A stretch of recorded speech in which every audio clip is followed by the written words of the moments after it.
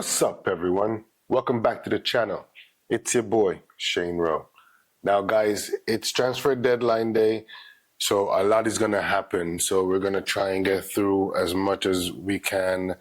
So let's just get right into it. Because the truth is, I wasn't sure how I was feeling about this entire transfer window up until today. The bad news is Varane is out. Damn. And one of my first videos that I made, we spoke about Varane.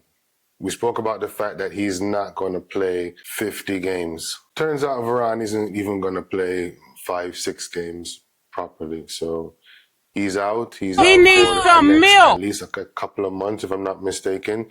You guys let me know down in the comments because I'm not too sure how long he's out. But I knew he was going to be out. And we didn't get a chance to replace, or we didn't get a chance to bring in a defender, especially because Harry kind of messed up the entire transfer plan. It's funny how one player will just put a wrench into the entire thing.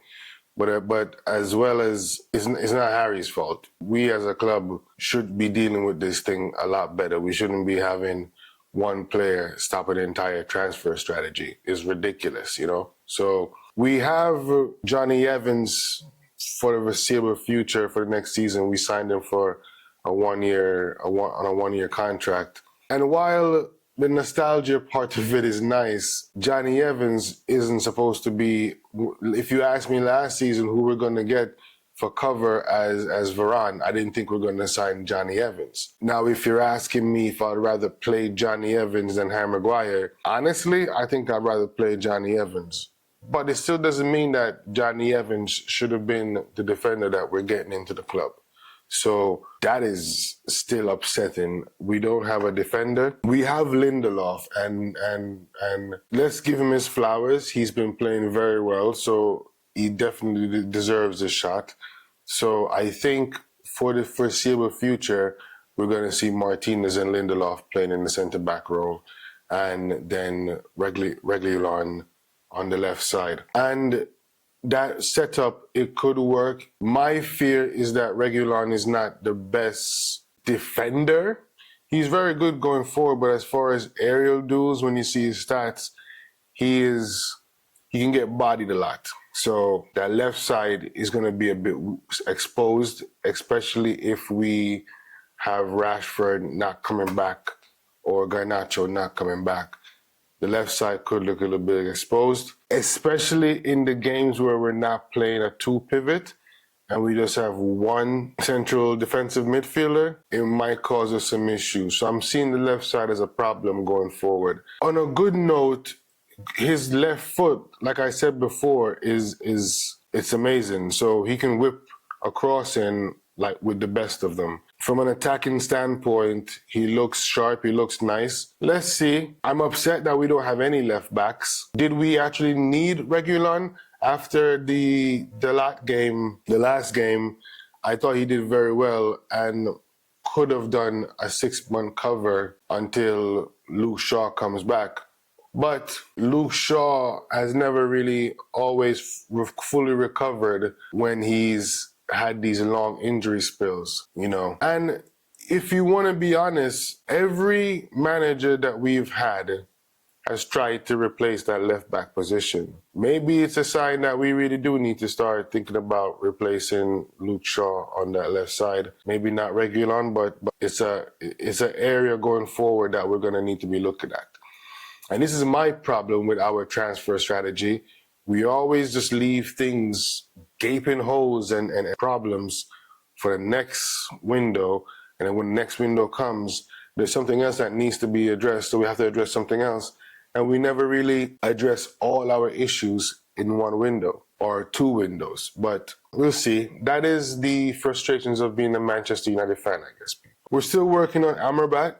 So if that deal goes through, that would be a really, really good addition to the team. That's the deal that we've been screaming out for the entire season. Transfer window. I don't know who doesn't know that United and Amrabat has been the deal supposed to have been done 3 months ago. And although we look like we're gonna get our man, it's 3 months later. Did you want to do this for PR or something, for a transfer deadline day signing?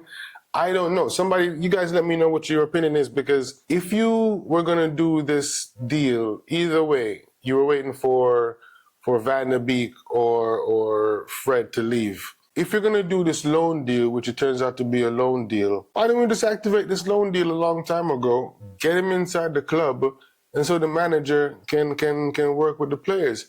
This is my problem that I have with the transfer policies and strategies that we do. We looked like we were going to get everything done. We in the beginning of the window, we got Mountain. He's another one that a couple of my first videos, I told you guys again, depends on what Mount we get, because if it's the Mason Mount that's going to be nursing injuries all season, we look like we wasted 60 million. If he bounces back and he gets a good season, then he's going to look like this. But so far, it's 3 games, and he's out for a good couple of weeks, at least a couple more weeks. He's been out for 1 week already. You know, we brought in Onana, which still is I prefer Onana over De Gea 10 times out of 10, especially right now. We brought in Onana, Mount, and Højlund. And Højlund, again, is injured. We haven't even seen any of these players really gel into a team. We still have the old team that we're playing, and at this point we have a lesser team that we had from last season. So Amrabat is going to be a welcome signing, especially if we play him in the 2 pivot with Casemiro. I think that's going to be a really good blend. Him and Casemiro sitting a little bit deeper, just covering Bruno, so Bruno can just create, and we never finish off these chances. God, we gotta finish off these chances, man. But with Amrabat in that middle, I think it gives us a bit more stability. Amrabat is that kind of player that can run up and down the pitch. He has that engine in him that just never seems to run out of petrol. The defensive dog work, you see it in him. He can do it. He can, the slide tackle, the man loves to be on for like every 5 minutes he's slide tackling, but they're clean.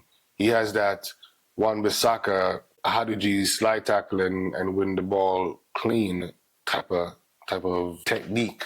And he can then turn around and bang a ball 20 yards up the pitch and get the attack going and get that, you know, that counter initiative going. Look, this is the part where I'm happy about the transfer. If we get this across the line, we should get this across the line. This is from all the transfers that we've done this window, I think that Amrabat has to be the most important one.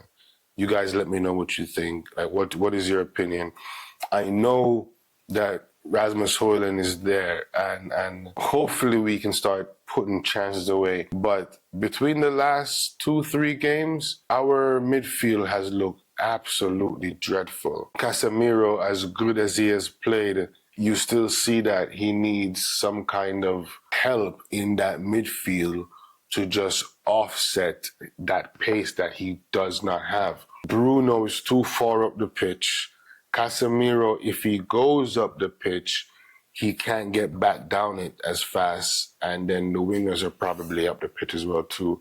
So Amrabat is going to be that engine, that upgrade to McTominay. McTominay is like a Chrysler 300, and Amrabat's the actual Rolls Royce, you know? I welcome these 2 signings, definitely.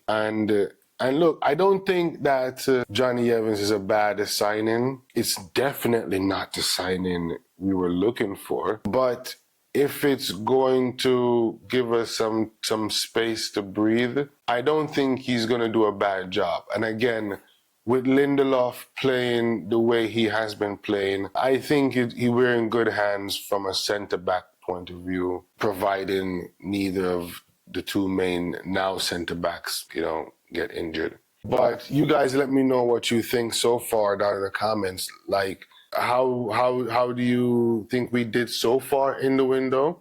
Do you like what we've done so far in the window? What would you have liked to have seen us do in the window, because for me, the center back was crucial and we didn't get it.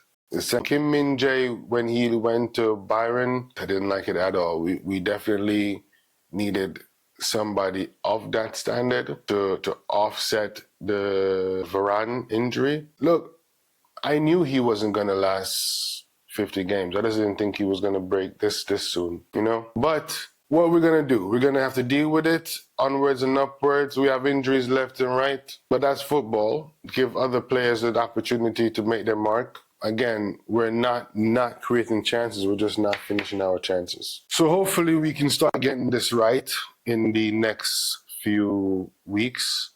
Players come back from injury, more match fitness, and hopefully we can kick on and we start looking like a proper Ten Hag machine. But guys, I'm gonna leave it there. Like the video, comment, and subscribe.